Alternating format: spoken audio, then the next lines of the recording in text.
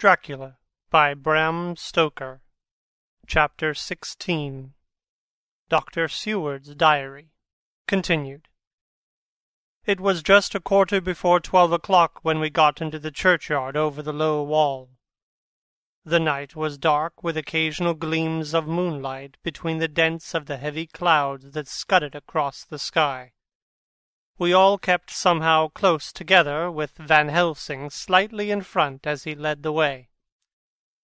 When we had come close to the tomb, I looked well at Arthur, for I feared the proximity to a place laden with so sorrowful a memory would upset him, but he bore himself well. I took it that the very mystery of the proceeding was in some way a counteractant to his grief.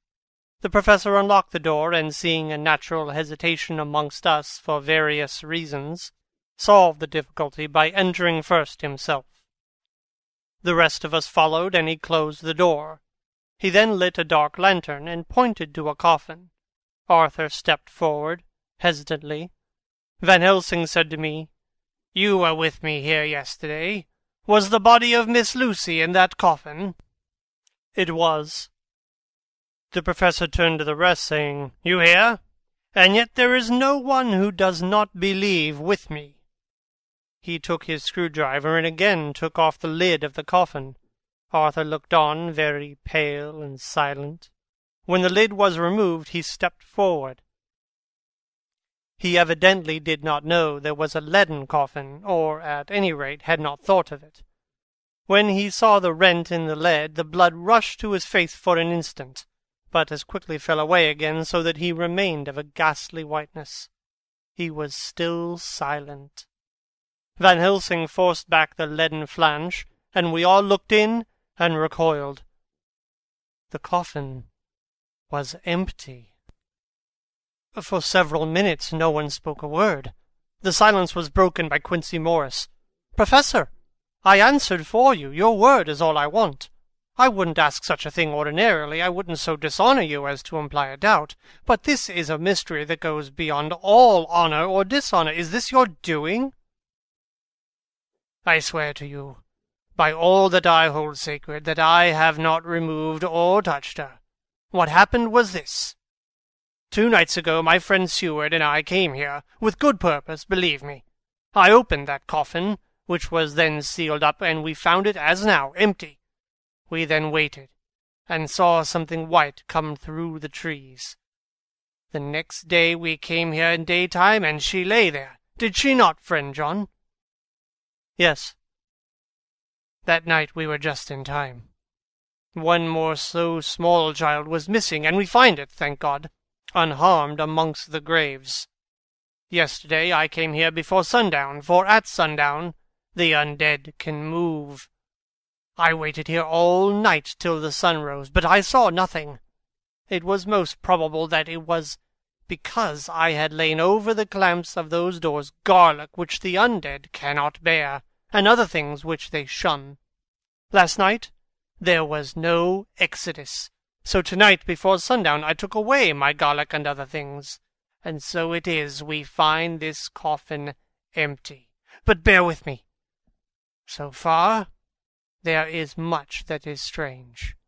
Wait you with me outside, unseen and unheard, and things much stranger are yet to be.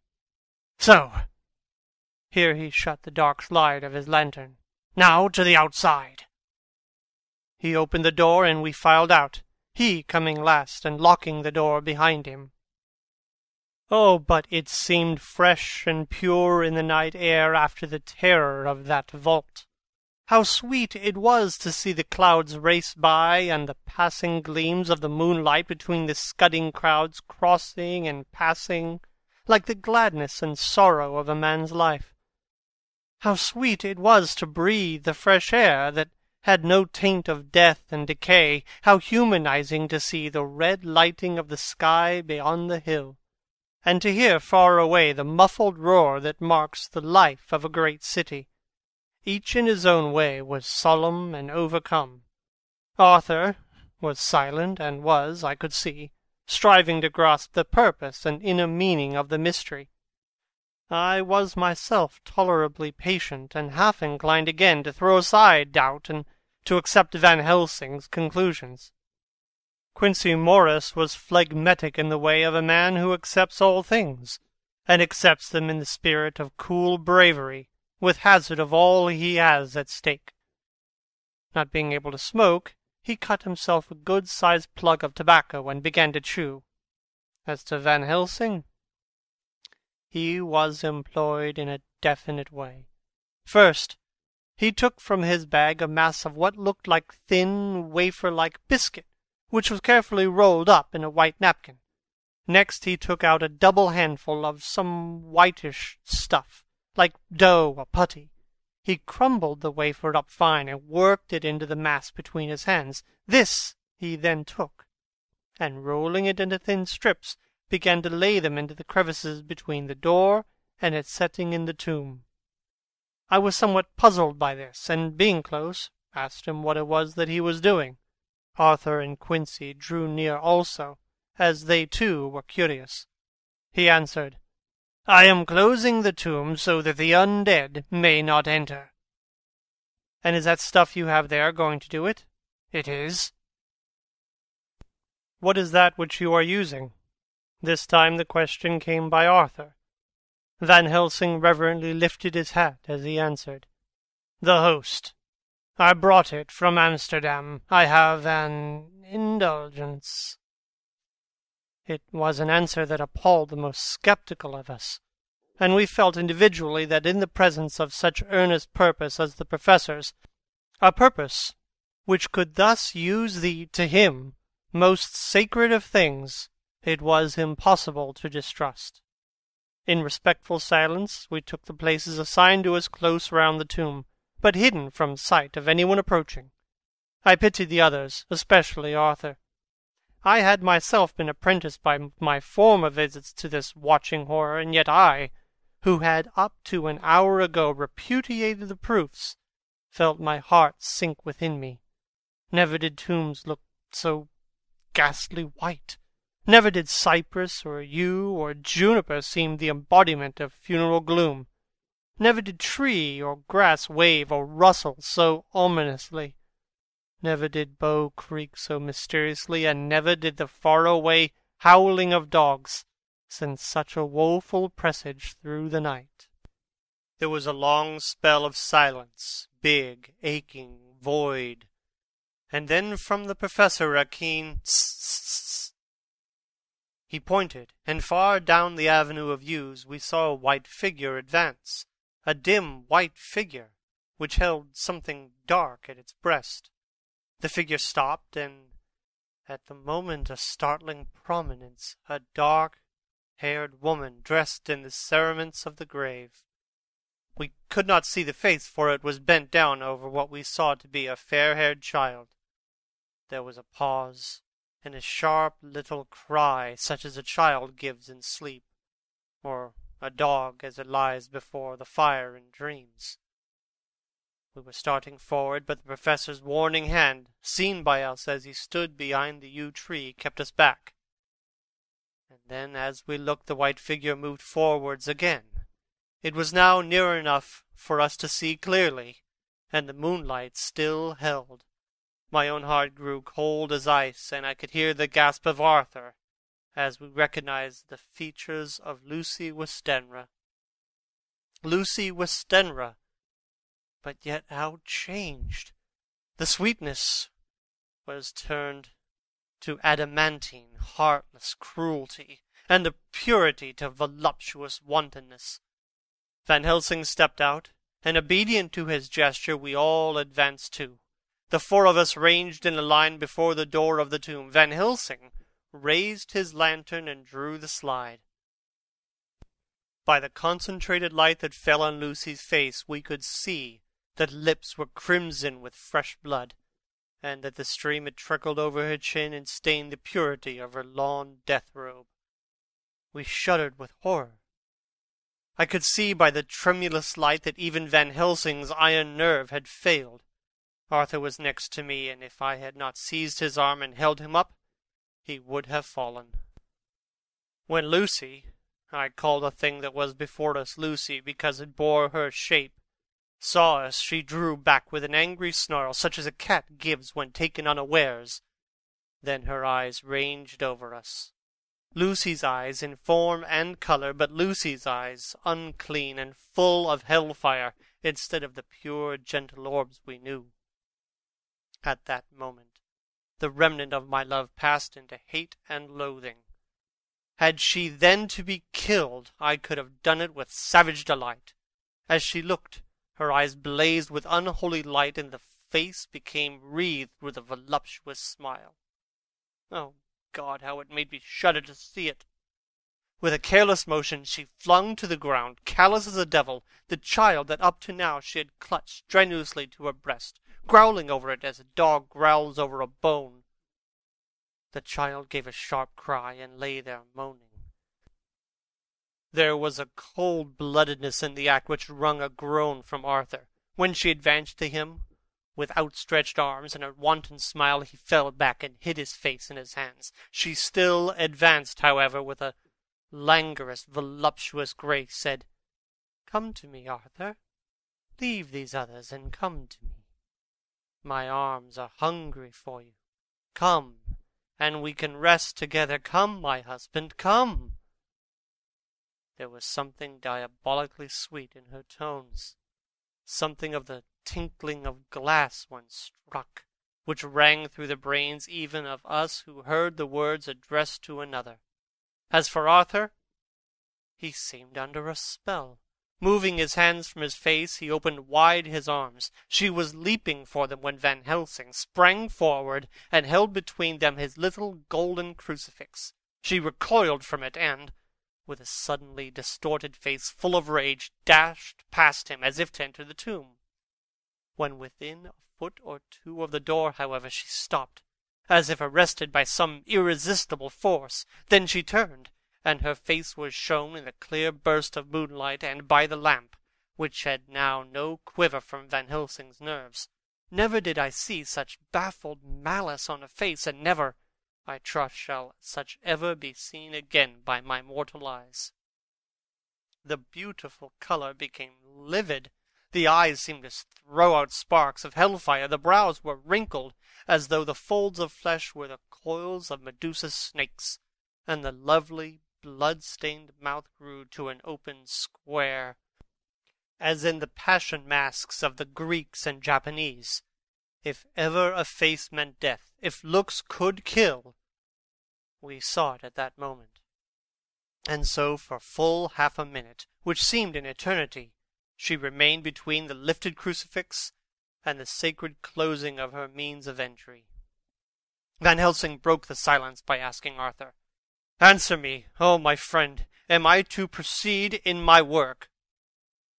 "Do as you will, friend, do as you will. There can be no horror like this ever any more," and he groaned in spirit. Quincey and I simultaneously moved towards him and took his arms. We could hear the click of the closing lantern as Van Helsing held it down. Coming close to the tomb, he began to remove from the chink some of the sacred emblem which he had placed there. We all looked on with horrified amazement as we saw, when he stood back, the woman, with a corporeal body as real at that moment as our own, pass through the interstice where scarce a knife-blade could have gone. We all felt a glad sense of relief when we saw the professor calmly restoring the strings of putty to the edges of the door. When this was done, he lifted the child and said, "Come now, my friends. We can do no more till tomorrow. There is a funeral at noon, so here we shall all come before long after that. The friends of the dead will all be gone by 2, and when the sexton locks the gate we shall remain. Then there is more to do, but not like this of tonight. As for this little one, he is not much harmed, and by tomorrow night he shall be well. We shall leave him where the police will find him, as on the other night, and then to home." Coming close to Arthur, he said, "My friend Arthur, you have had a sore trial, but after, when you look back, you will see how it was necessary. You are now in the bitter waters, my child. By this time tomorrow you will, please God, have passed them. and have drunk of the sweet waters, so do not mourn overmuch. Till then, I shall not ask you to forgive you. Arthur and Quincy came home with me, and we tried to cheer each other on the way. We had left behind the child in safety and were tired, so we all slept with more or less reality of sleep. 29 September, night. A little before 12 o'clock we three, Arthur, Quincy Morris, and myself, called for the professor. It was odd to notice that by common consent we had all put on black clothes. Of course Arthur wore black, for he was in deep mourning, but the rest of us wore it by instinct. We got to the graveyard by 1:30 and strolled about, keeping out of official observation, so that when the gravediggers had completed their task and the sexton, under the belief that everyone had gone, had locked the gate, we had the place all to ourselves. Van Helsing, instead of his little black bag, had with him a long leather one, something like a cricketing bag. It was manifestly of fair weight. When we were alone and had heard the last of the footsteps die out up the road, we silently, as if by ordered intention, followed the professor to the tomb. He unlocked the door, and we entered, closing it behind us. Then he took from his bag the lantern, which he lit, and also 2 wax candles, which, when lighted, he stuck by melting their own ends on other coffins, so that they might give light sufficient to work by. When he again lifted the lid off Lucy's coffin, we all looked, Arthur trembling like an aspen, and saw that the corpse lay there in all its deadly beauty. But there was no love in my own heart, nothing but loathing for the foul thing which had taken Lucy's shape without her soul. I could see even Arthur's face grow hard as he looked. Presently he said to Van Helsing, "Is this really Lucy's body, or only a demon in her shape?" "It is her body, and yet not it. But wait a while, and you shall see her as she was, and is." She seemed like a nightmare of Lucy as she lay there, the pointed teeth, the blood-stained, voluptuous mouth, which made one shudder to see the whole carnal and unspirited appearance, seeming like a devilish mockery of Lucy's sweet purity. Van Helsing, with his usual methodicalness, began taking the various contents from his bag and placing them ready for use. First he took out a soldering iron, and some plumbing solder, and then a small oil lamp which gave out, when lit in the corner of the tomb, gas which burned at a fierce heat, with a blue flame, then his operating knives which he placed to hand, and last a round wooden stake, some 2½ or 3 inches thick and about 3 feet long. One end of it was hardened by charring in the fire, and was sharpened to a fine point. With this stake came a heavy hammer, such as in households is used in the coal cellar for breaking the lumps. To me, a doctor's preparations for work of any kind of stimulating and bracing, but the effect of these things on both Arthur and Quincy was to cause them a sort of consternation. They both, however, kept their courage, and remained silent and quiet. When all was ready, Van Helsing said, "Before we do anything, let me tell you this. It is out of the lore and experience of the ancients and of all those who have studied the powers of the undead. When they become such, there comes with the chance the curse of immortality. They cannot die, but must go on age after age, adding new victims, and multiplying the evils of the world. For all that die from the preying of the undead become themselves undead, and prey on their kind. And so the circle goes on, ever widening, like as the ripples from a stone thrown in the water. Friend Arthur, if you had met that kiss which you know of before poor Lucy died, or again, last night when you opened your arms to her, you would, in time, when you had died, have become Nosferatu, as they call it in Eastern Europe, and would for all time make many more of those undeads that so have filled us with horror. The career of this so unhappy dear lady is but just begun. Those children whose blood she sucked are not as yet so much the worse, but if she lives on, undead, more and more they lose their blood, and by her power over them they come to her, and so she draw their blood with that so wicked mouth. But if she die in truth, then all cease. The tiny wounds of the throats disappear, and they go back to their play, unknowing ever of what has been. But of the most blessed of all, when this now undead be made to rest as true dead, then the soul of the poor lady whom we love shall again be free.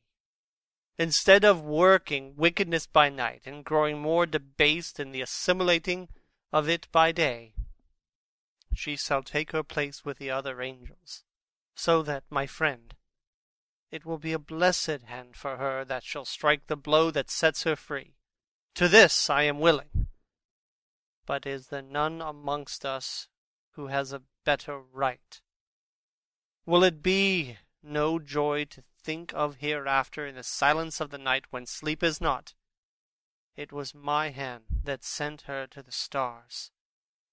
It was the hand of him that loved her best, the hand that of all she would herself have chosen, had it been to her to choose. Tell me if there is one such amongst us. We all looked at Arthur. He saw, too, what we all did, the infinite kindness which suggested that his should be the hand which would restore Lucy to us as a holy and not unholy memory. He stepped forward and said bravely, though his hand trembled and his face was pale as snow, "My true friend, from the bottom of my broken heart I thank you.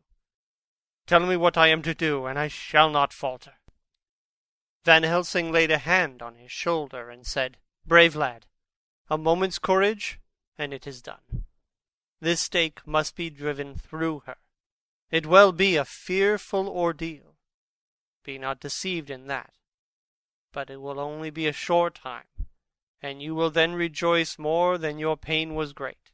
From this grim tomb you will emerge as though you tread on air, but you must not falter when once you have begun.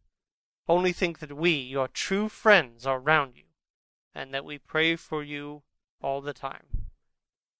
"Go on," said Arthur hoarsely. "Tell me what I am to do."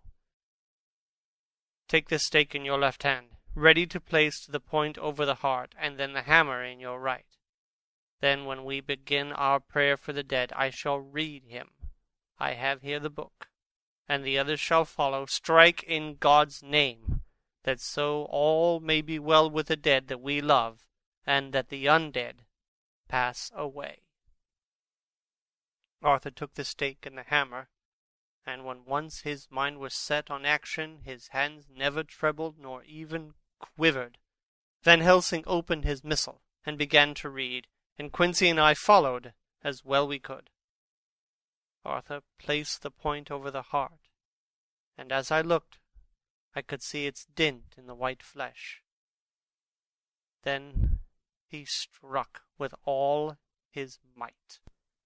The thing in the coffin writhed, and a hideous blood-curdling screech came from the open red lips. The body shook and quivered and twisted in wild contortions. The sharp teeth champed together till the lips were cut, and the mouth was smeared with a crimson foam. But Arthur never faltered. He looked like a figure of Thor as his untrembling arm rose and fell, driving deeper and deeper the mercy-bearing stake, whilst the blood from the pierced heart welled and spurted up around it. His face was set, and high duty seemed to shine through it. The sight of it gave us courage, so that our voices seemed to ring through the little vault, and then the writhing and quivering of the body became less, and the teeth seemed to champ, and the face to quiver. Finally, it lay still. The terrible task was over. The hammer fell from Arthur's hand. He reeled and would have fallen had we not caught him. The great drops of sweat sprang from his forehead, and his breath came in broken gasps. It had indeed been an awful strain on him, and had he not been forced to his task by more than human considerations, he could never have gone through with it. For a few minutes we were so taken up with him that we did not look toward the coffin. When we did, however, a murmur of startled surprise ran from one to the other of us. We gazed so eagerly that Arthur rose, for he had been seated on the ground, and came and looked too. And then a glad, strange light broke over his face and dispelled altogether the gloom of horror that lay upon it. There, in the coffin, lay no longer the foul thing that we had so dreaded and grown to hate, that the work of her destruction was yielded as a privilege to the one best entitled to it, but Lucy, as we had seen her in life, with her face of unequalled sweetness and purity. True, that there were there, as we had seen them in life, the traces of care and pain and waste. But these were all dear to us, for they marked her truth to what we knew. One and all we felt that the holy calm that lay like sunshine over the wasted face and form was only an earthly token and symbol of the calm that was to reign forever. Van Helsing came and laid his hand on Arthur's shoulder and said to him, "And now, Arthur, my friend, dear lad, am I not forgiven?" The reaction of the terrible strain came as he took the old man's hand in his, and raised it to his lips, pressed it, and said, "Forgiven! God bless you, that you have given my dear one her soul again, and me peace." He put his hands on the professor's shoulders, and laying his head on his breast, cried for a while silently, whilst we stood unmoving. When he raised his head, Van Helsing said to him, "And now, my child, you may kiss her. Kiss her dead lips, if you will, as she would have you to, if for her to choose. For she is not a grinning devil now, not any more a foul thing for all eternity. No longer. She is the devil's undead. She is God's true dead, whose soul is with him." Arthur bent and kissed her, and then we sent him and Quincy out of the tomb. The professor and I sawed the top off the stake, leaving the point of it in the body. Then we cut off the head and filled the mouth with garlic. We soldered up the leaden coffin, screwed on the coffin lid, and gathered up our belongings, came away. When the professor locked the door, he gave the key to Arthur. Outside, the air was sweet. The sun shone and the birds sang, and it seemed as if all nature were tuned to a different pitch. There was gladness and mirth and peace everywhere, for we were at rest ourselves on one account, and we were glad, though it was with a tempered joy.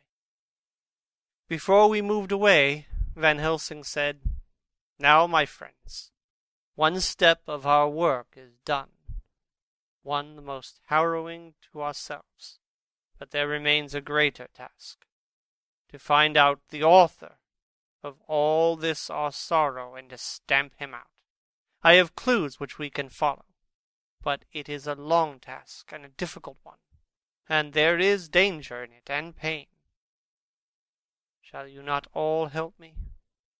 We have learned to believe, all of us. Is it not so? And since so, do we not see our duty? Yes. And do we not promise to go on to the bitter end?" Each in turn we took his hand, and the promise was made. Then said the professor as we moved off, "2 nights hence, you shall meet with me and dine together at 7 of the clock with friend John. I shall entreat 2 others, 2 that you know not as yet, and I shall be ready to all our work show and our plans unfold. Friend John, you come with me home, for I have much to consult you about, and you can help me. Tonight I leave for Amsterdam, but shall return tomorrow night. And then begins our great quest. But first I shall have much to say, so that you may know what to do and what to dread. Then our promise shall be made to each other anew. But there is a terrible task before us, and once our feet are on the plowshare, we must not draw back. Chapter 17. Dr. Seward's diary continued. When we arrived at the Berkeley Hotel, Van Helsing found a telegram waiting for him. Am coming up by train. Jonathan at Whitby. Important news. Mina Harker. The professor was delighted. Ah, that wonderful Madam Mina, he said. Pearl among women. She arrive, but I cannot stay. She must go to your house, friend John. You must meet her at the station. Telegraph her en route, so that she may be prepared. When the wire was dispatched, he had a cup of tea. Over it, he told me of a diary kept by Jonathan Harker when abroad, and gave me a typewritten copy of it, as also of Mrs. Harker's diary at Whitby. Take these, he said, and study them well. When I have returned, you will be master of all the facts, and we can then better enter on our inquisition. Keep them safe, for there is in them much of treasure. You will need all your faith, even you who have had such an experience as that of today. What is here told, he laid his hand heavily and gravely on the packet of papers as he spoke, may be the beginning of the end to you and me and many another, or it may sound the knell of the undead who walk the earth. Read all, I pray you, with the open mind, and if you can add in any way to the story here told, do so, for it is all important. You have kept a diary of all these so strange things, is it not so? Yes. Then we shall go through all these together when we meet.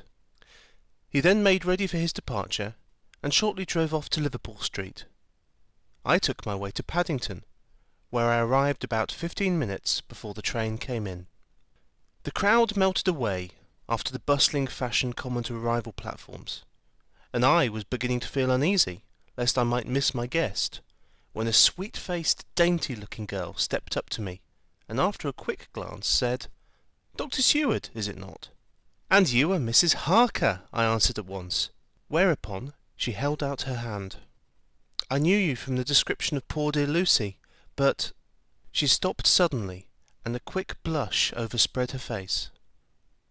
The blush that rose to my own cheeks somehow set us both at ease, for it was a tacit answer to her own. I got her luggage, which included a typewriter, and we took the Underground to Fenchurch Street, after I had sent a wire to my housekeeper to have a sitting-room and a bedroom prepared at once for Mrs. Harker. In due time we arrived. She knew, of course, that the place was a lunatic asylum, but I could see that she was unable to repress a shudder when we entered. She told me that, if she might, she would come presently to my study, as she had much to say. So, here I am, finishing my entry in my phonograph diary, whilst I await her. As yet, I have not had the chance of looking at the papers which Van Helsing left with me, though they lie open before me. I must get her interested in something, so that I may have an opportunity of reading them. She does not know how precious time is, or what a task we have in hand. I must be careful not to frighten her. Here she is. Mina Harker's Journal. 29th of September. After I had tidied myself, I went down to Dr. Seward's study. At the door I paused a moment, for I thought I heard him talking with someone. As, however, he had pressed me to be quick, I knocked at the door, and, on his calling out, "Come in," I entered. To my intense surprise, there was no one with him. He was quite alone, and on the table opposite him was what I knew at once from the description to be a phonograph. I had never seen one, and was much interested. "I hope I did not keep you waiting," I said, "but I stayed at the door, as I heard you talking, and thought there was someone with you." "Oh," he replied with a smile, "I was only entering my diary." "Your diary?" I asked him in surprise. "Yes," he answered, "I keep it in this." As he spoke, he laid his hand on the phonograph. I felt quite excited over it, and blurted out, "Why, this beats even shorthand! May I hear it say something?" "Certainly," he replied with alacrity, and stood up to put it in train for speaking. Then he paused, and a troubled look overspread his face. "The fact is," he began awkwardly, "I only keep my diary in it, and as it is entirely, almost entirely about my cases, it may be awkward. That is, I mean—" He stopped, and I tried to help him out of his embarrassment. "You helped to attend dear Lucy at the end. Let me hear how she died. For all that I know of her, I shall be very grateful. She was very, very dear to me." To my surprise, he answered, with a horror-struck look in his face, "Tell you of her death? Not for the wide world." "Why not?" I asked, for some grave, terrible feeling was coming over me. Again he paused, and I could see that he was trying to invent an excuse. At length he stammered out, "You see, I do not know how to pick out any particular part of the diary." Even while he was speaking, an idea dawned upon him, and he said, with an unconscious simplicity, in a quite different voice, and with the naivety of a child, "That's quite true. Upon my honour. Honest Indian." I could not but smile, at which he grimaced. "I gave myself away that time," he said.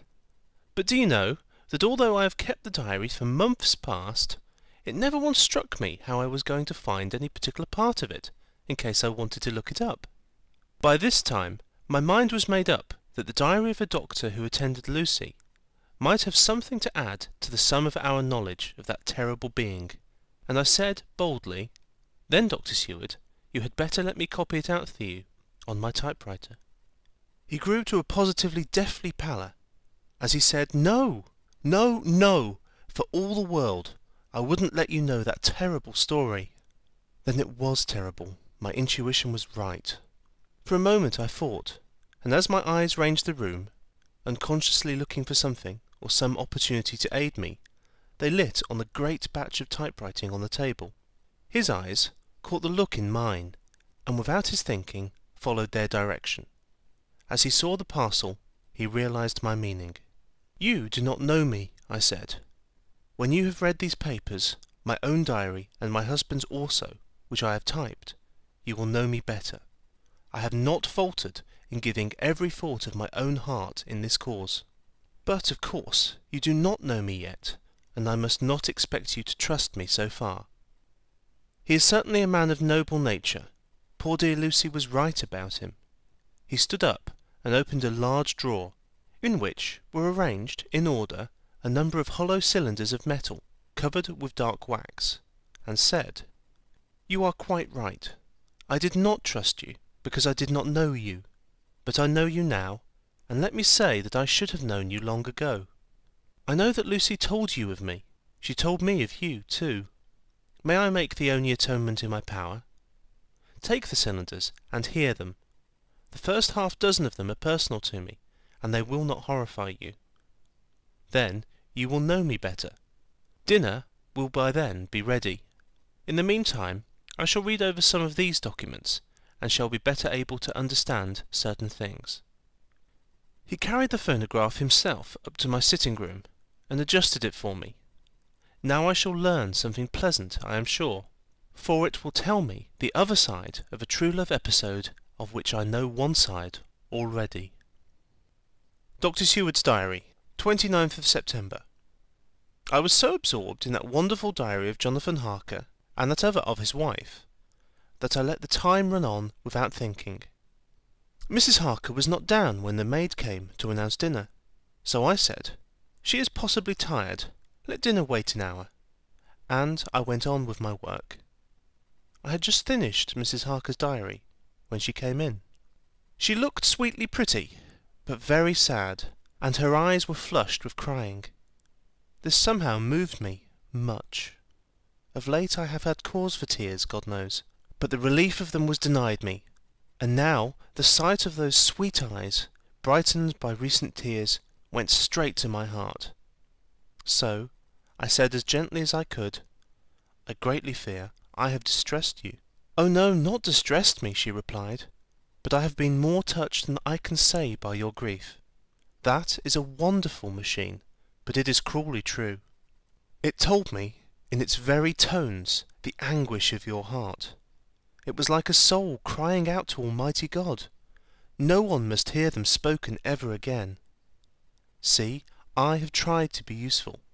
I have copied out the words on my typewriter, and none other need now hear your heartbeat as I did." "No one need ever know, shall ever know," I said in a low voice. She laid her hand on mine and said, very gravely, "Ah, but they must." "Must? But why?" I asked. "Because it is a part of the terrible story, a part of poor Lucy's death and all that led to it. Because, in the struggle which we have before us to rid the earth of this terrible monster, we must have all the knowledge and all the help which we can get. I think that the cylinders which you gave me contained more than you intended me to know. But I can see that there are, in your record, many lights to this dark mystery. You will let me help, will you not? I know all up to a certain point, and I see already, though your diary only took me to the 7th of September, how poor Lucy was beset, and how her terrible doom was being wrought out. Jonathan and I have been working day and night since Professor Van Helsing saw us. He has gone to Whitby to get more information, and he will be here tomorrow to help us. We need to have no secrets amongst us. Working together, and with absolute trust, we can surely be stronger than if some of us were in the dark." She looked at me so appealingly, and at the same time manifested such courage and resolution in her bearing, that I gave in at once to her wishes. "You shall," I said, "do as you like in the matter. God forgive me if I do wrong. There are terrible things yet to learn of, but if you have so far travelled on the road to poor Lucy's death, you will not be content, I know, to remain in the dark. Nay, the end, the very end, may give you a gleam of peace. Come, there is dinner. We must keep one another strong for what is before us. We have a cruel and dreadful task. When you have eaten, you shall learn the rest, and I shall answer any questions you ask, if there be anything which you do not understand, though it was apparent to us who were present." Mina Harker's Journal, 29th of September. After dinner, I came with Dr. Seward to his study. He brought back the phonograph from my room, and I took a chair and arranged the phonograph so that I could touch it without getting up, and showed me how to stop it in case I should want to pause. Then he very thoughtfully took a chair, with his back to me, so that I might be as free as possible, and began to read. I put the forked metal to my ears and listened.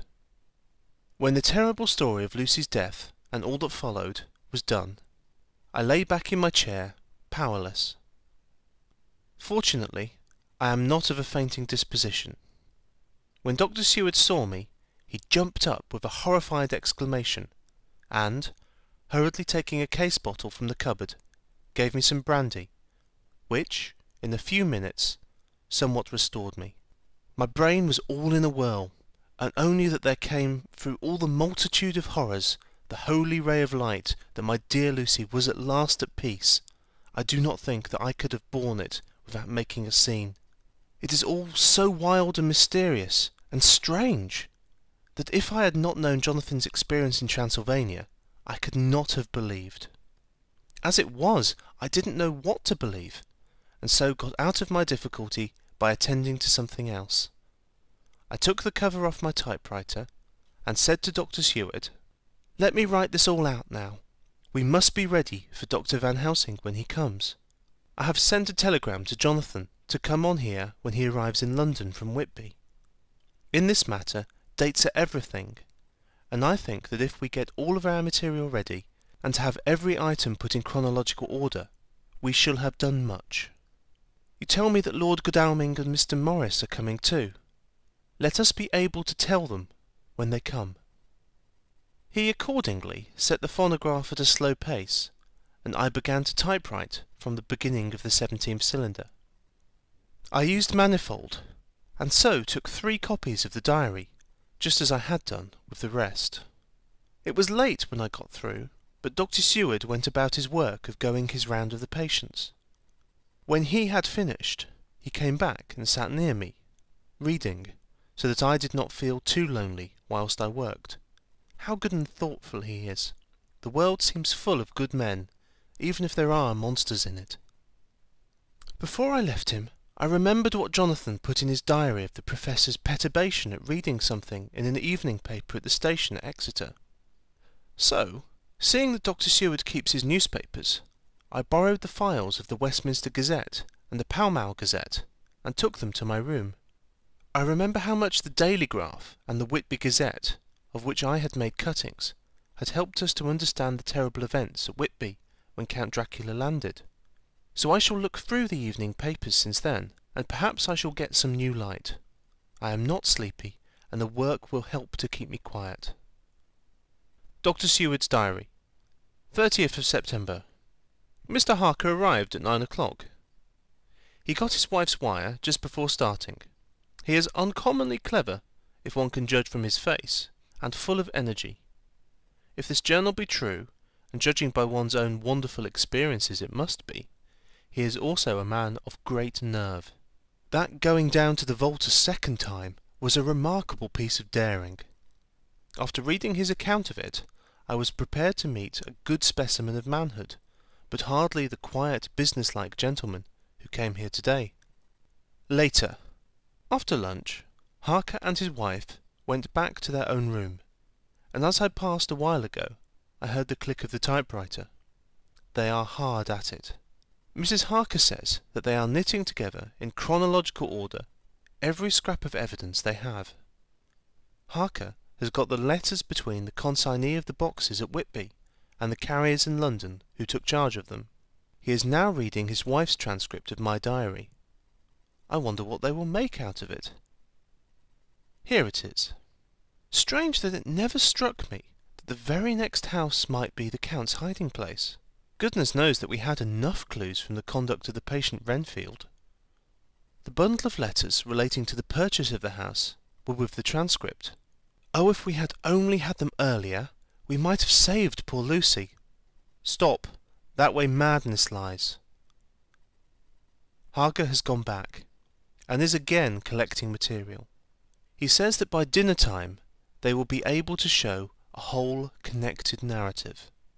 He thinks that in the meantime I should see Renfield, as, hitherto, he has been a sort of index to the coming and going of the Count. I hardly see this yet, but when I get at the dates, I suppose I shall.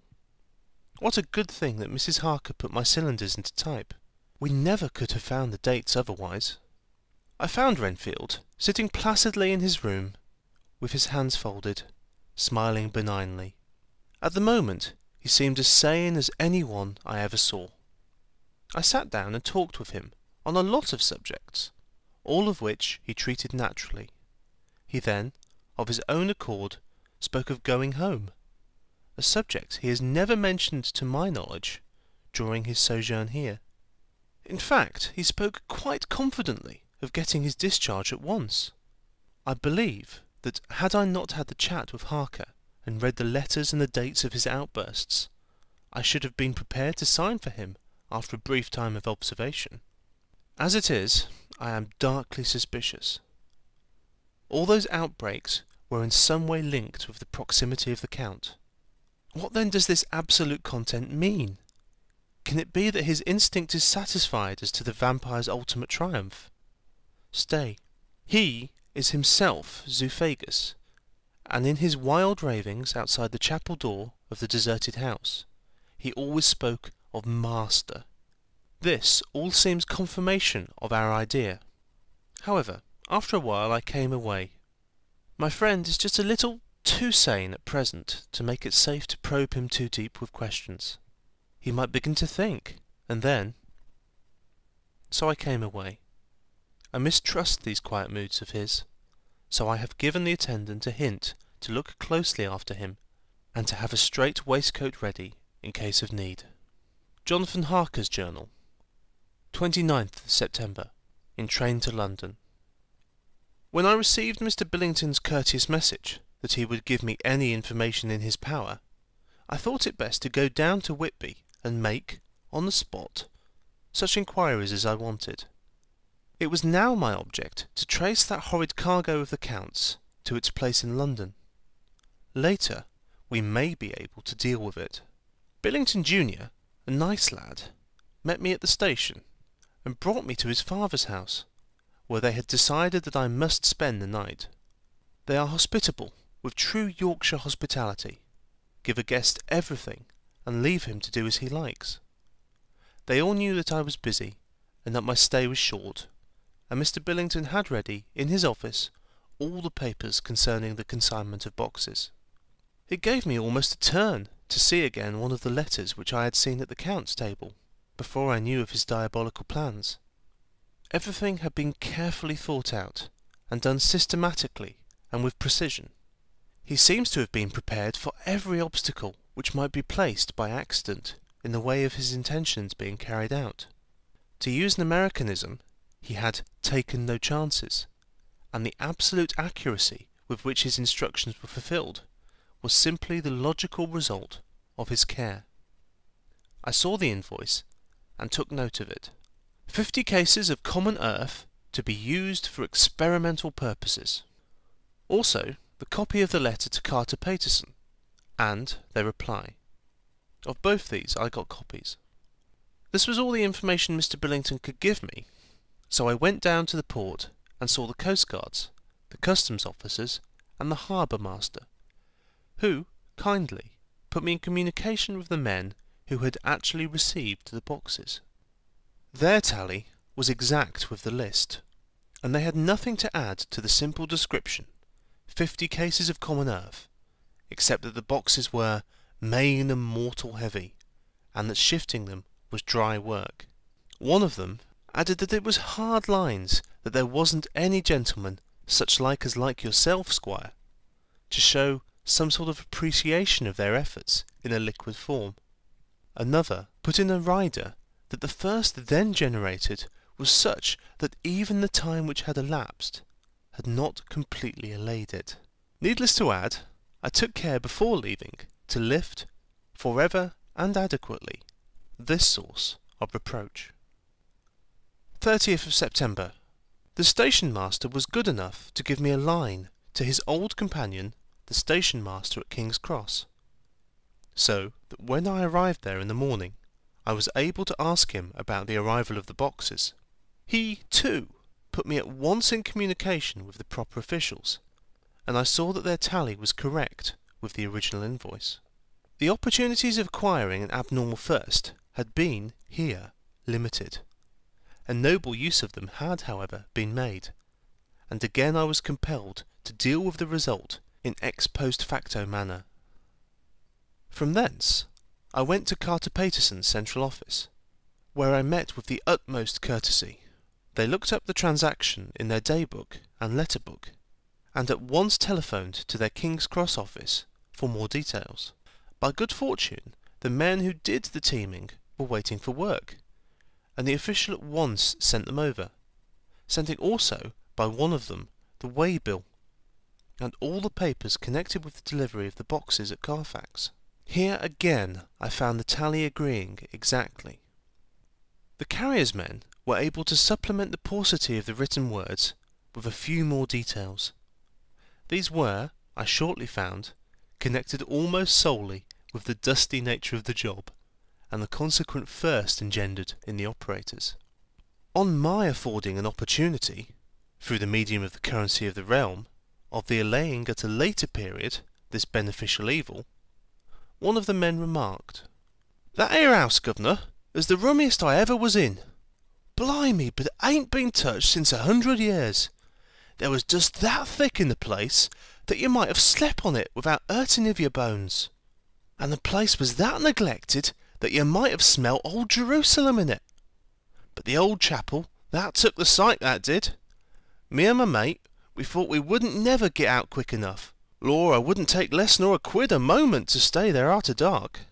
Having been in the house, I could well believe him, but if he knew what I know, he would, I think, have raised his terms. Of one thing I am now satisfied, that all those boxes which arrived at Whitby from Varna in the Demeter were safely deposited in the old chapel at Carfax. There should be 50 of them there, unless any have since been removed, as from Dr. Seward's diary I fear. Later, Mina and I have worked all day, and we have put all the papers into order. Mina Harker's journal, 30th of September. I am so glad that I hardly know how to contain myself. It is, I suppose, the reaction from the haunting fear which I have had, that this terrible affair and the reopening of his old wound might act detrimentally on Jonathan. I saw him leave for Whitby with as brave a face as could, but I was sick with apprehension. The effort has, however, done him good. He was never so resolute, never so strong, never so full of volcanic energy as at present. It is just as that good dear Professor Van Helsing said, he is true grit, and he improves under strain that would kill a weaker nature. He came back full of life, and hope, and determination. We have got everything in order for tonight. I feel myself quite wild with excitement. I suppose one ought to pity anything so hunted as the Count. That is just it. This thing is not human, not even a beast. To read Dr. Seward's diary of poor Lucy's death, and what followed, is enough to dry up the springs of pity in one's heart. Later, Lord Godalming and Mr. Morris arrived earlier than we expected. Dr. Seward was out on business, and had taken Jonathan with him, so I had to see them. It was to me a painful meeting, for it brought back all poor dear Lucy's hopes of only a few months ago. Of course, they had heard Lucy speak of me, and it seemed that Dr. Van Helsing, too, had been quite blowing my trumpet, as Mr. Morris expressed it. Poor fellows, neither of them is aware that I know all about the proposals they made to Lucy. They did not quite know what to say or do, as they were ignorant of the amount of my knowledge, so they had to keep on neutral subjects. However, I thought the matter over, and came to the conclusion that the best thing I could do would be to post them on affairs right up to date. I knew from Dr. Seward's diary that they had been at Lucy's death, her real death, and that I need not fear to betray any secret before the time, so I told them, as well as I could, that I had read all the papers and diaries, and that my husband and I, having typewritten them, had just finished putting them into order. I gave them each a copy to read in the library. When Lord Godalming got it and turned it over, it does make a pretty good pile. He said, "Did you write all this, Mrs. Harker?" I nodded, and he went on, "I don't quite see the drift of it, but you people are all so good and kind, and have been working so earnestly and so energetically, that all I can do is to accept your ideas blindfold and try to help you. I have had one lesson already in accepting facts that should make a man humble to the last hour of his life. Besides, I know you loved my Lucy." Here he turned away and covered his face with his hands. I could hear the tears in his voice. Mr. Morris, with instinctive delicacy, just laid a hand for a moment on his shoulder, and then walked quietly out of the room. I suppose there is something in a woman's nature that makes a man free to break down before her and express his feelings on the tender or emotional side, without feeling it derogatory to his manhood. For, when Lord Godalming found himself alone with me, he sat down on the sofa and gave way utterly and openly. I sat down beside him and took his hand. I hope he didn't think it forward of me, and that if he ever thinks of it afterwards, he will never have such a thought. There I wrong him. I know he never will. He is too true a gentleman. I said to him, for I could see that his heart was breaking, I loved dear Lucy, and I know what she was to you, and what you were to her. She and I were like sisters, and now she is gone. Will you not let me be like a sister to you in your trouble? I know what sorrows you have had, though I cannot measure the depth of them. If sympathy and pity can help in your affliction, won't you let me be of some little service, for Lucy's sake?" In an instant the poor dear fellow was overwhelmed with grief. It seemed to me that all that he had of late been suffering in silence found a vent at once. He grew quite hysterical, and, raising his open hands, beat his palms together in a perfect agony of grief. He stood up, and then sat down again, and the tears rained down his cheeks. I felt an infinite pity for him, and opened my arms unthinkingly. With a sob, he laid his head on my shoulder, and cried like a wearied child, whilst he shook with emotion. We women have something of the mother in us that makes us rise above smaller matters when the mother spirit is invoked. I felt this big sorrowing man's head resting on me, as though it were that of a baby that some day may lie on my bosom, and I stroked his hair as though he were my own child. I never thought at the time how strange it all was. After a little bit, his sobs ceased, and he raised himself with an apology, though he made no disguise of his emotion. He told me that for days and nights past, weary days and sleepless nights, he had been unable to speak with any one as a man must speak in his time of sorrow. There was no woman whose sympathy could be given to him, or with whom, owing to the terrible circumstances with which his sorrow was surrounded, he could speak freely. "I know now how I suffered," he said, as he dried his eyes, "but I do not know even yet, and none other can ever know, how much your sweet sympathy has been to me today. I shall know better in time, and believe me that though I am not ungrateful now, my gratitude will grow with my understanding. You will let me be like a brother, will you not, for all our lives, for dear Lucy's sake?" "For dear Lucy's sake," I said, as we clasped hands. "Ay, and for your own sake," he added, "for, if a man's esteem and gratitude are ever worth the winning, you have won mine today. If ever the future should bring to you a time when you need a man's help, believe me, you will not call in vain. God grant that no such time may ever come to you to break the sunshine of your life, but if it should ever come, promise me that you will let me know." He was so earnest, and his sorrow was so fresh, that I felt it would comfort him. So I said, "I promise." As I came along the corridor, I saw Mr. Morris looking out of a window. He turned as he heard my footsteps. "How is Art?" he said. Then, noticing my red eyes, he went on, "Ah, I see you have been comforting him. Poor old fellow, he needs it. No one but a woman can help a man when he is in trouble of the heart, and he had no one to comfort him. He bore his own trouble so bravely that my heart bled for him. I saw the manuscript in his hand, and I knew that when he read it he would realize how much I knew. So I said to him, 'I wish I could comfort all who suffer from the heart. Will you let me be your friend, and will you come to me for comfort if you need it? You will know later why I speak.' He saw that I was in earnest, and stooping, took my hand, and, raising it to his lips, kissed it. It seemed but poor comfort to so brave and unselfish a soul, and, impulsively, I bent over and kissed him. The tears rose in his eyes, and there was a momentary choking in his throat. He said, quite calmly, "Little girl, you will never forget that true-hearted kindness so long as ever you live." Then he went into the study to his friend. Little girl, the very words he had used to Lucy, and oh, but he proved himself a friend. Chapter 18. Dr. Seward's Diary, 30th September. I got home at 5 o'clock, and found that Godalming and Morris had not only arrived, but had already studied the transcript of the various diaries and letters which Harker had not yet returned from his visit to the carrier's men, of whom Dr. Hennessy had written to me.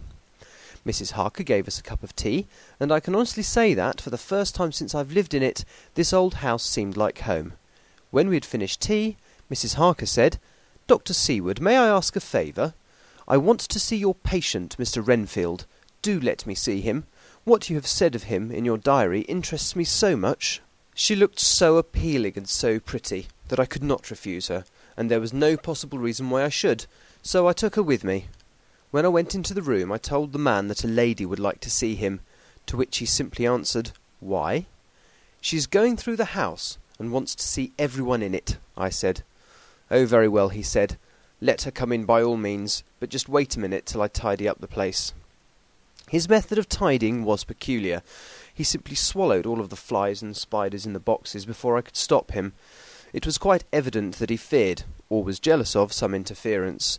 When he had got through his disgusting task, he said cheerfully, "Let the lady come in," and sat down on the edge of his bed with his head down, but with his eyelids raised so that he could see her as she entered. For a moment I thought he might have some homicidal intent. I remembered how quiet he had been just before he attacked me in my own study, and I took care to stand where I could seize him at once if he attempted to make a spring at her. She came into the room with an easy gracefulness which would at once command the respect of any lunatic, for easiness is one of the qualities mad people most respect. She walked over to him, smiling pleasantly, and held out her hand. "Good evening, Mr. Renfield," said she. "You see, I know you, for Dr. Seward has told me of you." He made no immediate reply, but eyed her all over intently with a set frown on his face. This look gave way to one of wonder, which merged in doubt. Then to my intense astonishment he said, "You're not the girl the doctor wanted to marry, are you? You can't be, you know, for she's dead." Mrs. Harker smiled sweetly as she replied, "Oh, no, I have a husband of my own, to whom I was married before I ever saw Dr. Seward, or he me. I am Mrs. Harker." "Then what are you doing here?" "My husband and I are staying on a visit with Dr. Seward." "Then don't stay." "But why not?" I thought that this style of conversation might not be pleasant to Mrs. Harker any more than it was to me, so I joined in. "How did you know I wanted to marry anyone?" His reply was simply contemptuous, given in a pause in which he turned his eyes from Mrs. Harker to me, instantly turning them back again. "What an asinine question!" "I don't see that at all, Mr. Renfield," said Mrs. Harker, at once championing me. He replied to her with as much courtesy and respect as he had shown contempt to me. "You will of course understand, Mrs. Harker, that when a man is so loved and honoured as our host is, everything regarding him is of interest in our little community. Dr. Seward is loved not only by his household and his friends, but even by his patients, who, being some of them hardly in mental equilibrium, are apt to distort causes and effects. Since I myself have been an inmate of a lunatic asylum, I cannot but notice that the sophistic tendencies of some of his inmates lean towards the errors of non causa and ignoratio elench." I positively opened my eyes at this new development. Here was my own pet lunatic, the most pronounced of his type that I had ever met with, talking elemental philosophy, and with the manner of a polished gentleman. I wonder if it was Mrs. Harker's presence which had touched some chord in his memory. If this new phase was spontaneous, or in any way due to her unconscious influence, she must have some rare gift or power. We continued to talk for some time, and seeing that he was seemingly quite reasonable, she ventured, looking at me questioningly as she began to lead him to his favourite topic. I was again astonished, for he addressed himself to the question with the impartiality of the completest sanity. He even took himself as an example when he mentioned certain things. Why, I myself am an instance of a man who had a strange belief. Indeed, it was no wonder that my friends were alarmed and insisted on my being put under control. I used to fancy that life was a positive and perpetual entity, and that by consuming a multitude of living things, no matter how low in the scale of creation, one might indefinitely prolong life. At times I held the belief so strongly that I had actually tried to take a human life. The doctor here will bear me out that on one occasion I tried to kill him for the purpose of strengthening my vital powers by the assimilation with my own body of his life through the medium of his blood, relying of course upon the scriptural phrase, "For the blood is the life," though indeed the vendor of a certain nostrum has vulgarized the truism to the very point of contempt. Isn't that true, Doctor? I nodded assent, for I was so amazed that I hardly knew what to either think or say. It was hard to imagine that I had seen him eat up his spiders and flies not 5 minutes before. Looking at my watch, I saw that I should go to the station to meet Van Helsing, and I told Mrs. Harker that it was time to leave. She came at once, after saying pleasantly to Mr. Renfield, "Good-bye, and I hope that I may see you often, under auspices pleasanter to yourself." To which, to my astonishment, he replied, "Good-bye, my dear. I pray God I may never see your sweet face again. May he bless and keep you." When I went to the station to meet Van Helsing, I left the boys behind me. Poor Art seemed more cheerful than he has been since Lucy first took ill, and Quincy is more like his own bright self than he has been for many a long day. Van Helsing stepped from the carriage with the eager nimbleness of a boy. He saw me at once and rushed up to me, saying, "Ah, friends John, how goes all?" "Well, so, I have been busy, for I come here to stay if need be. All affairs are settled with me, and I have much to tell." "Madam Mina is with you?" "Yes." "And her so fine husband? And Arthur and my friend Quincy, they are with you too?" "Good."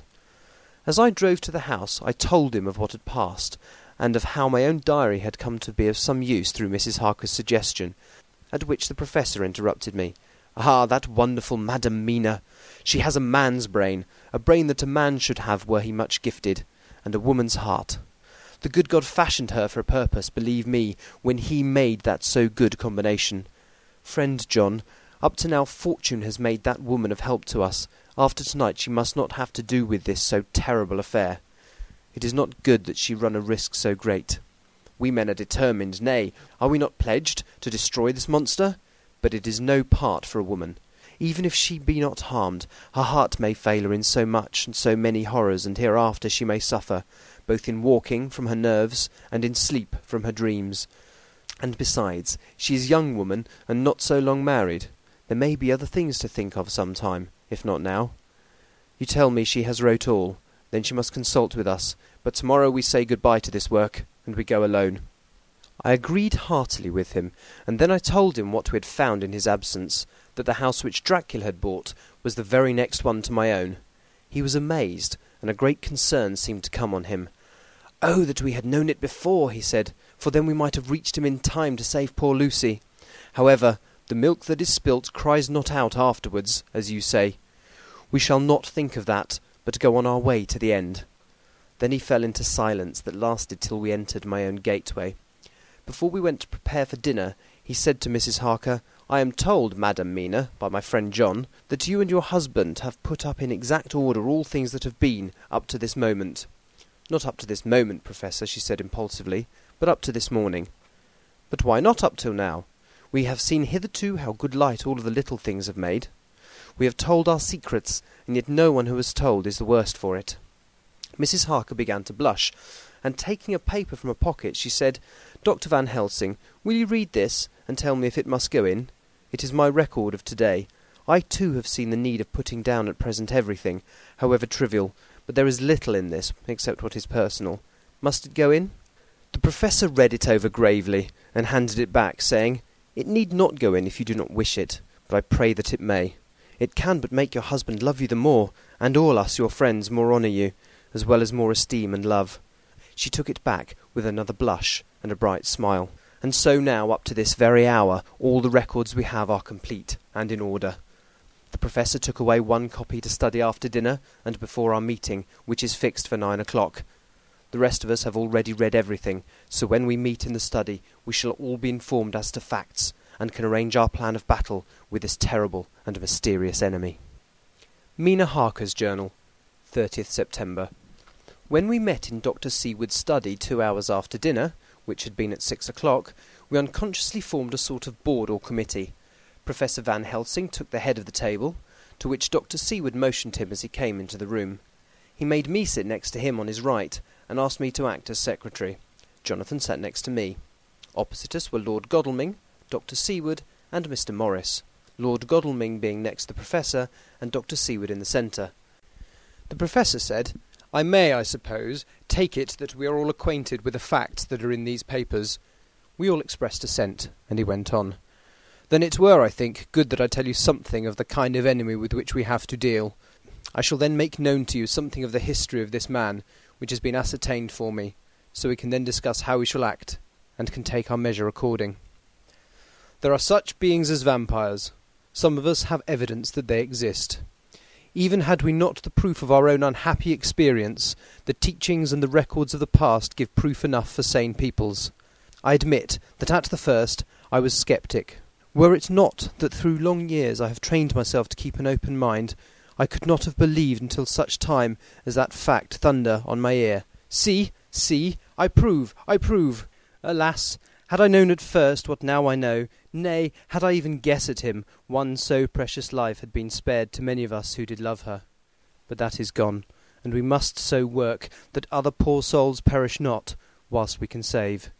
The Nosferatu do not die like the bee when he sting once. He is only stronger, and being stronger have yet more power to work evil. This vampire which is amongst us of himself is so strong in person as 20 men. He is of cunning more than mortal, for his cunning be the growth of ages, and have still the aids of necromancy, which is, as his etymology imply, the divination of the dead, and all the dead that he can come nigh to are for him at command. He is brute, and more than brute. He is devil in callous, and the heart of him is not. He can, within his range, direct the elements, the storm, the fog, the thunder. He can command all the meaner things, the rat and the owl and the bat, the moth and the fox and the wolf, and he can grow and become small, and he can at times vanish and come unknown. How then are we to begin our strike to destroy him?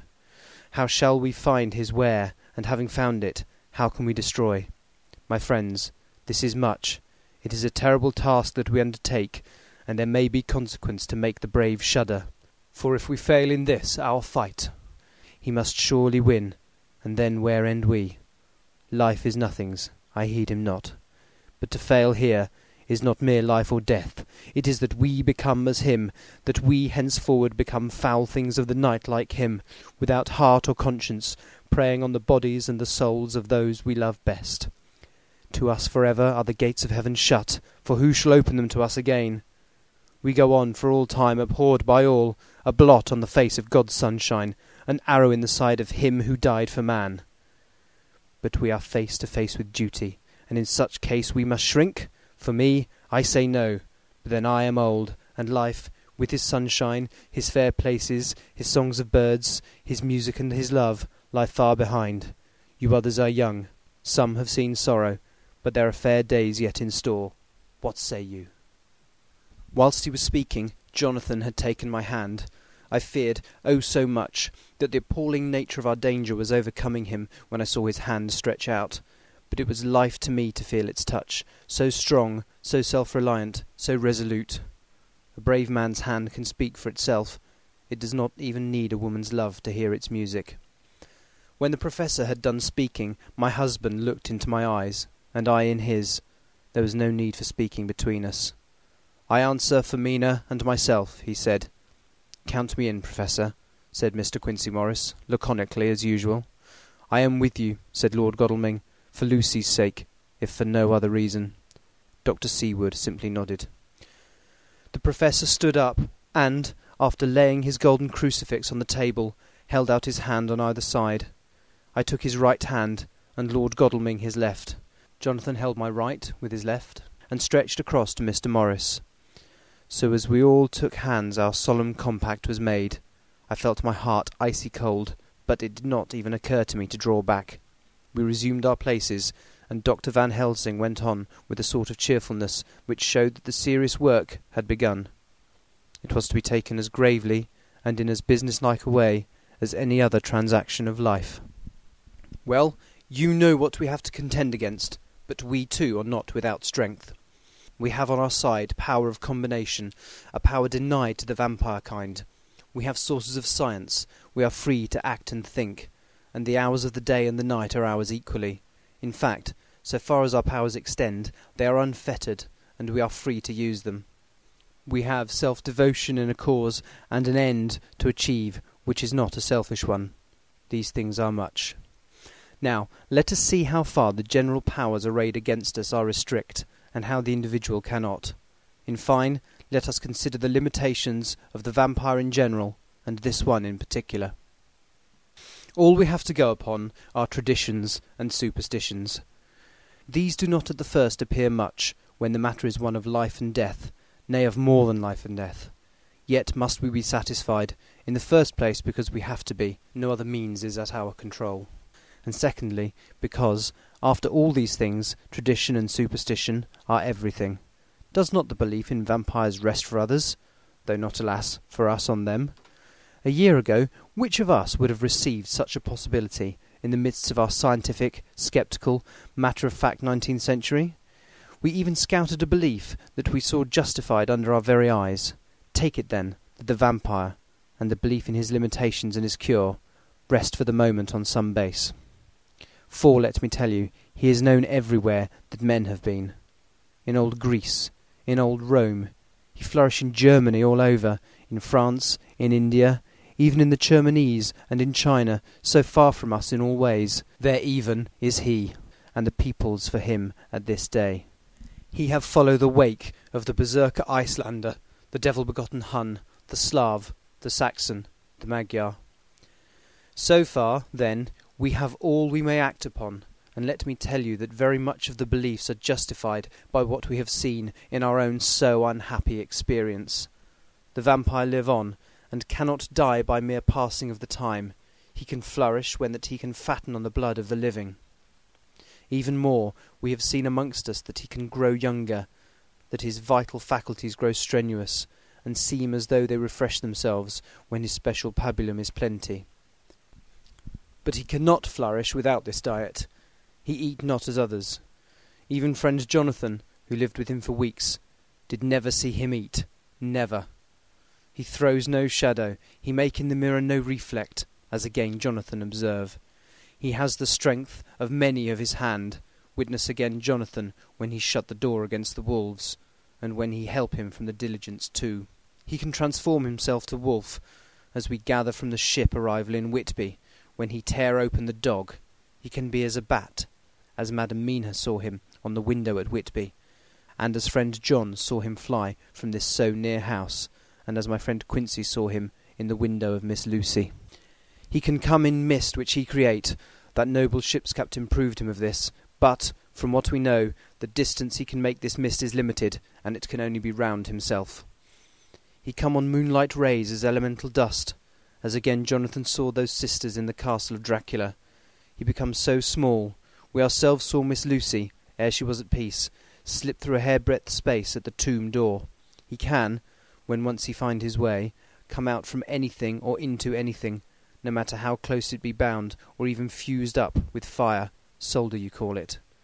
He can see in the dark, no small power this, in a world which is one half shut from the light. Ah, but hear me through.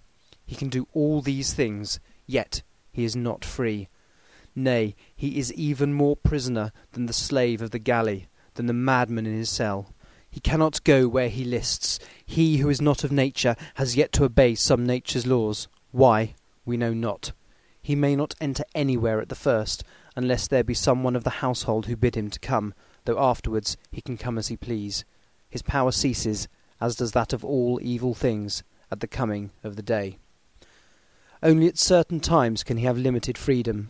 If he be not at the place whither he is bound, he can only change himself at noon, or exact sunrise or sunset. These things we are told, and in this record of ours we have proof by inference. Thus, whereas he can do as he will within his limit, when he have his earth home, his coffin home, his hell home, the place unhallowed, as we saw when he went to the grave of the suicide at Whitby, still at other time he can only change when the time come. It is said, too, that he can only pass running water at the slack or the flood of the tide. Then there are things which so afflict him that he has no power, as the garlic that we know of, and as for things sacred, as this symbol, my crucifix, that was amongst us even now when we resolve. To them he is nothing, but in their presence he take his place far off and silent with respect. There are others too, which I shall tell you of, lest in our seeking we may need them. The branch of wild rose on his coffin keep him that he may not move from it. A sacred bullet fired into the coffin kill him so that he be true dead. And as for the stake through him, we know already of its peace, or the cut-off head that giveth rest. We have seen it with our own eyes. Thus, when we find the habitation of this man that was, we can confine him to his coffin and destroy him, if we obey what we know. But he is clever. I have asked my friend Arminius, of Budapest University, to make his record, and from all the means that are, he tell me of what he has been. He must indeed have been that voivode Dracula, who won his name against the Turk over the great river on the very frontier of Turkeyland. If it be so, then was he no common man, for in that time, and for centuries after, he was spoken of as the cleverest and the most cunning, as well as the bravest of the sons of the land beyond the forest. That mighty brain and that iron resolution went with him to his grave, and are even now arrayed against us. The Draculas were, says Arminius, a great and noble race, though now and again were scions who were held by their covils to have had dealings with the evil one. They learned his secrets in the Scholomans, amongst the mountains over Lake Hermannstadt, where the devil claims the 10th scholar as his due. In the records are such words as Stragogica, witch, Ordog, and Pokol, Satan and hell, and in one manuscript this very Dracula is spoken of as vampire, which we all understand too well. There have been from the loins of this very one great man and good women, and their graves make sacred the earth, where alone this foulness can dwell. For it is not the least of its terrors that this evil thing is rooted deep in all good. In soil barren of holy memories it cannot rest. Whilst they were talking, Mr. Morris was looking steadily at the window, and he now got up quietly and went out of the room. There was a little pause, and then the Professor went on. And now we must settle what we do. We have here much data, and we must proceed to lay out our campaign. We know from the inquiry of Jonathan that from the castle to Whitby came 50 boxes of earth, all of which were delivered at Carfax. We also know that at least some of these boxes have been removed. It seems to me that our first step should be to ascertain whether all the rest remain in the house beyond that wall where we look today, or whether any more have been removed. If the latter, we must trace... Here we were interrupted in a very startling way. Outside the house came the sound of a pistol shot.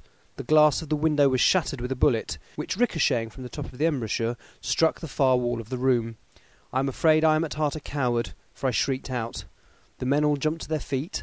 Lord Godalming flew over to the window and threw up the sash. As he did so, we heard Mr. Morris' voice without. "Sorry, I fear I have alarmed you. I shall come in and tell you about it." A minute later he came in and said, "It was an idiotic thing of me to do, and I ask your pardon, Mrs. Harker, most sincerely. I fear I must have frightened you terribly. But the fact is that whilst the Professor was talking, there came a big bat and sat on the window-sill. I have got such a horror of the damned brutes from recent events that I cannot stand them, and I went out to have a shot, as I have been doing late of evenings, whenever I have seen one. You used to laugh at me for it then, Art." "Did you hit it?" asked Dr. Van Helsing. "I don't know. I fancy not, for it flew away into the wood." Without saying any more, he took his seat, and the Professor began to resume his statement. "We must trace each of these boxes, and when we are ready, we must either capture or kill this monster in his lair, or we must, so to speak, sterilize the earth, so that no more he can seek safely in it. Thus, in the end, we may find him in his form of man between the hours of noon and sunset, and so engage with him when he is at his most weak. And now for you, Madam Mina, this night is end until all be well. You are too precious to us to have such risk. When we part tonight, you no more must question. We are men and are able to bear, but you must be our star and our hope, and we shall act all the more free that you are not in danger, such as we are." All the men, even Jonathan, seemed relieved, but it did not seem to me good that they should brave danger and perhaps lessen their safety, strength being the best safety, through care of me. But their minds were made up, and though it was a bitter pill for me to swallow, I could say nothing, save to accept their chivalrous care of me. Mr. Morris resumed the discussion. "As there is no time to lose, I vote we have a look at his house right now. Time is everything with him, and swift action on our part may save another victim." I own that my heart began to fail me when the time for action came so close, but I did not say anything, for I had a greater fear that if I appeared as a drag or a hindrance to their work, they might even leave me out of their counsels altogether. They have now gone off to Carfax, with means to get into the house. Manlike, they had told me to go to bed and sleep, as if a woman can sleep when those she loves are in danger. I shall lie down and pretend to sleep, lest Jonathan have added anxiety about me when he returns. Dr. Seward's Diary, 1st of October, 4 a.m. Just as we were about to leave the house, an urgent message was brought to me from Renfield to know if I would see him at once, as he had something of the utmost importance to say to me. I told the messenger to say that I would attend to his wishes in the morning. I was busy just at the moment. The attendant added, "He seems very importunate, sir. I have never seen him so eager. I don't know but what, if you don't see him soon, he will have one of his violent fits." I knew the man would not have said this without some cause, so I said, "All right, I'll go now," and I asked the others to wait a few minutes for me, as I had to go and see my patient. "Take me with you, friend John," said the Professor. "His case in your diary interests me much, and it had bearing too now and again on our case. I should much like to see him, and especially when his mind is disturbed." "May I come along also?" asked Lord Godalming. "Me too," said Quincey Morris. "May I come?" said Harker. I nodded, and we all went down the passage together. We found him in a state of considerable excitement, but far more rational in his speech and manner than I had ever seen him. There was an unusual understanding of himself, which was unlike anything I had ever seen in a lunatic, and he took it for granted that his reasons would prevail, with others entirely sane. We all five went into the room, but none of the others at first said anything. His request was that I would at once release him from the asylum and send him home. This he backed up with arguments regarding his complete recovery, and adducing his own existing sanity. "I appeal to your friends," he said. "They will perhaps not mind sitting in judgment on my case. By the way, you have not introduced me." I was so much astonished that the oddness of introducing a madman in an asylum did not strike me at the moment, and besides, there was a certain dignity in the man's manner, so much of the habit of equality, that I at once made the introduction. Lord Godalming, Professor Van Helsing, Mr. Quincey Morris of Texas, Mr. Jonathan Harker, Mr. Renfield. He shook hands with each of them, saying in turn, "Lord Godalming, I had the honour of seconding your father at the Wyndham. I grieve to know, by your holding the title, that he is no more. He was a man loved and honoured by all who knew him, and in his youth was, I have heard, the inventor of a burnt rum punch, much patronised on Derby night. Mr. Morris, you should be proud of your great state. Its reception into the Union was a precedent which may have far-reaching effects hereafter, when the Pole and the Tropics may hold alliance for the Stars and Stripes. The power of treaty may yet prove a vast engine of enlargement, when the Monroe Doctrine takes its true place in the political fable. What shall any man say of his pleasure at meeting Van Helsing? Sir, I make no apology for dropping all forms of conventional prefix. When an individual has revolutionized therapeutics by his discovery of the continuous evolution of brain matter, conventional forms are unfitting, since they would seem to limit him to one of a class. You, gentlemen, who by nationality, by heredity, or by the possession of natural gifts, are fitted to hold your respective places in the moving world, I take to witness that I am sane, as at least the majority of men who are in full possession of their liberties. And I am sure that you, Dr. Seward, humanitarian and medico-jurist, as well as scientist, will deem it a moral duty to deal with me as one to be considered as under exceptional circumstances. He made this last appeal with a courtly air of conviction, which was not without its own charm. I think we were all staggered. For my own part, I was under the conviction, despite my knowledge of the man's character and history, that his reason had been restored, and I felt under a strong impulse to tell him that I was satisfied as to his sanity, and would see about the necessary formalities for his release in the morning. I thought it better to wait, however, before making so grave a statement, for of old I knew the sudden changes to which this particular patient was liable.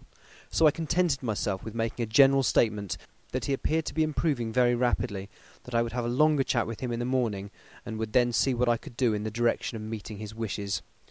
This did not at all satisfy him, for he said quickly, "But I fear, Dr. Seward, that you hardly apprehend my wish. I desire to go at once, here, now, this very hour, this very moment, if I may. Time presses, and in our implied agreement with the old scytheman it is of the essence of the contract.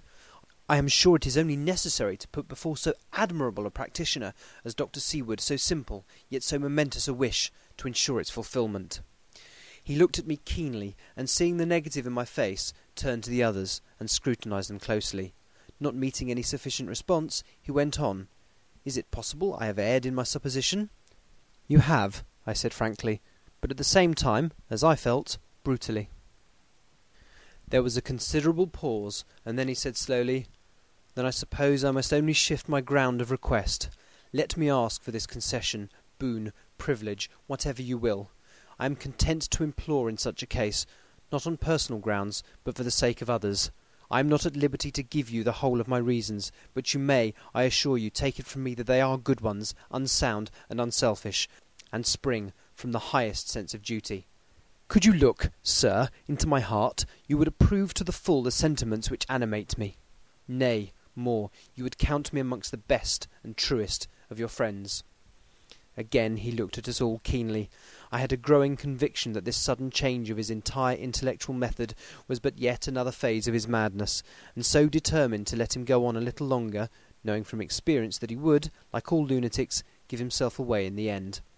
Van Helsing was gazing at him with a look of utmost intensity, his bushy eyebrows almost meeting with the fixed concentration of his look. He said to Renfield in a tone which did not surprise me at the time, but only when I thought of it afterwards, for it was as of one addressing an equal, "Can you not tell frankly your real reason for wishing to be free tonight? I will undertake that if you will satisfy even me, a stranger without prejudice, and with a habit of keeping an open mind, Dr. Seward will give you, at his own risk and his own responsibility, the privilege you seek." He shook his head sadly, and with a look of poignant regret on his face. The Professor went on. "Come, sir, bethink yourself. You claim the privilege of reason in the highest degree, since you seek to impress us with your complete reasonableness. You do this, whose sanity we have reason to doubt, since you are not yet released from medical treatment for this very defect. If you will not help us in our effort to choose the wisest course, how can we perform the duty which you yourself put upon us? Be wise and help us, and if we can, we shall aid you to achieve your wish." He still shook his head as he said, "Dr. Van Helsing, I have nothing to say. Your argument is complete, and if I were free to speak, I should not hesitate a moment, but I am not my own master in the matter. I can only ask you to trust me. If I am refused, the responsibility does not rest with me." I thought it was now time to end the scene, which was becoming too comically grave, so I went towards the door, simply saying, "Come, my friends, we have work to do. Good night." As, however, I got near the door, a new change came over the patient. He moved towards me so quickly that for the moment I feared he was about to make another homicidal attack. My fears, however, were groundless, for he held up his two hands imploringly and made his petition in a moving manner. As he saw that the very excess of his emotion was mitigating against him, by storing us more to our old relations, he became still more demonstrative. I glanced at Van Helsing, and saw my conviction reflected in his eyes, so it became a little more fixed in my manner, if not more stern, and motioned to him that his efforts were unavailing.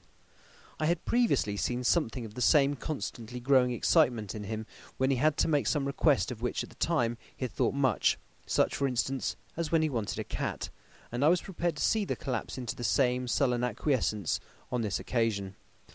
My expectation was not realised, for when he found that his appeal would not be successful, he got into quite a frantic condition. He threw himself onto his knees and held up his hands, wringing them in plaintive supplication, and poured forth a torrent of entreaty, with the tears rolling down his cheeks, and his whole face and form expressive of the deepest emotion. "Let me entreat you, Dr. Seward. Oh, let me implore you to let me out of this house at once. Send me away, how you will, and where you will. Send keepers with me, with whips and chains. Let them take me in a strait waistcoat, manacled and leg-ironed, even to jail. But let me go out of this. You don't know what you do by keeping me here. I'm speaking from the depths of my heart, of my very soul. You don't know whom you wrong, or how, and I may not tell. Woe is me, I may not tell. By all you hold sacred, by all you hold dear, by your love that is lost, by your hope that lives, for the sake of the Almighty, take me out of this, and save my soul from guilt. Can't you hear me, man? Can't you understand? Will you never learn? Don't you know that I am sane and earnest now, that I am no lunatic in a mad fit, but a sane man fighting for his soul? Oh, hear me, hear me! Let me go, let me go, let me go!" I thought that the longer this went on, the wilder he would get, and so would bring on a fit, so I took him by the hand and raised him up. "Come," I said sternly, "no more of this. We have had quite enough already. Get to your bed, and try to behave more discreetly." He suddenly stopped, and looked at me intently for several moments. Then, without a word, he rose, and moving over, sat down on the side of the bed. The collapse had come, as on former occasions, just as I had expected. When I was leaving the room, last of our party, he said to me, in a quiet, well-bred voice, "You will, I trust, Dr. Seward, do me the justice to bear in mind, later on, that I did what I could to convince you tonight."